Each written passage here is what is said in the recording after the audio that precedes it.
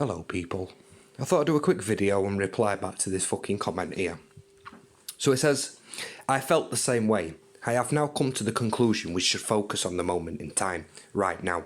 I think Dodgy Dave is the one who is more creditable because Decca is saying all sorts of lies left, right and centre.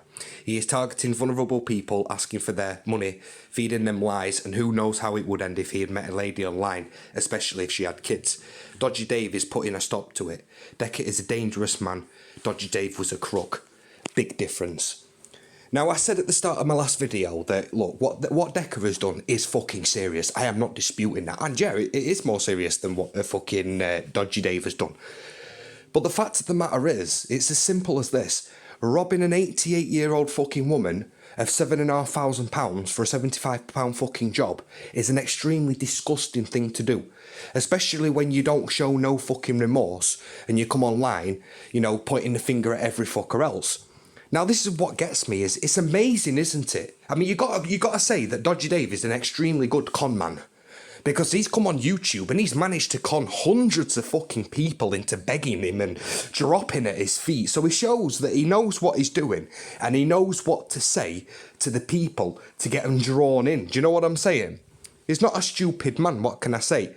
Well, in that terms, when you come to rob an 88-year-old fucking woman, that's a stupidly fucking disgusting thing to do. And all I can think is this. What would you do, my friend, if it was your nanan, or your granddad, or somebody you knew who it was their relatives that had been robbed and had £7,500 stolen off them? Would you go up and be alright with them and say, it's alright, there's a worse people out there anyway, do you know what I mean? Or would you smash the living fucking daylights out of them? Because I know which fucking one I would do, my friend. Do you understand me? This is what makes me laugh, is people coming online and making excuses for this absolute fucking cretin. There's no excuse for it whatsoever.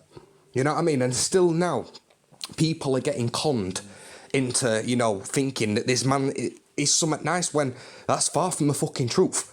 And like I said, I guarantee this now, factual. He was scamming for fucking years, like I said. And he ain't just scammed one old person. He's probably scammed hundreds and hundreds of fucking old people. Who knows? I mean, he was even willing to use his own fucking kids, mate, to scam the state. Who uses their own children as a pawn so they can get money out of the state? People need to wake the fuck up. You're supposed to protect your fucking children, not use them so you can fucking get a bit of cash in your pocket.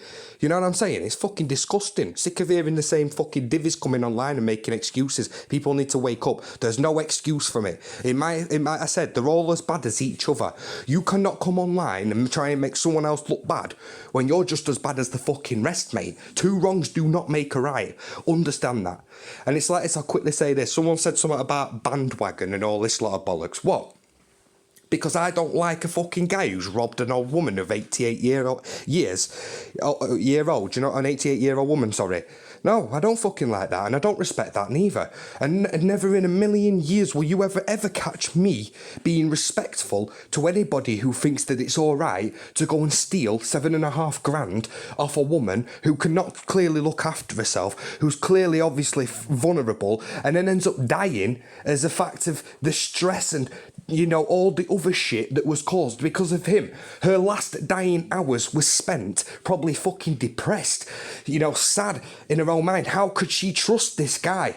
You know what I mean? Let him into her house and he has took advantage and stolen off her. People need to wake up, like I say, because it's disgusting. You know, there is no excuse on this planet or any sort of justification anybody can tell me as to why this man's either changed his life or whatever. The fact is, he was 35-year-old when he committed the crime. He was a fully grown adult. The fact is, if he was capable of doing that 8 years ago, that guy is capable of doing anything to anybody. Plain and simple. Well, I'll leave it at that, you know. It's madness, isn't it, how many fucking people he's conned and how many people he's still conning now and how many people are up his fucking arse after what he's done. People need to, you know, get some respect, because if it was their family members, you know, or anybody they knew that had been a victim of some fucking scammer, they won't be fucking, you know, they won't be pally-pally, I can assure you that. Nah, ask anybody. You ask someone, what do you think of a man that robbed an 88-year-old woman of £7,500 who then ultimately died because of the stress caused of that? and see what reply you get. Cheers for listening, people. Peace.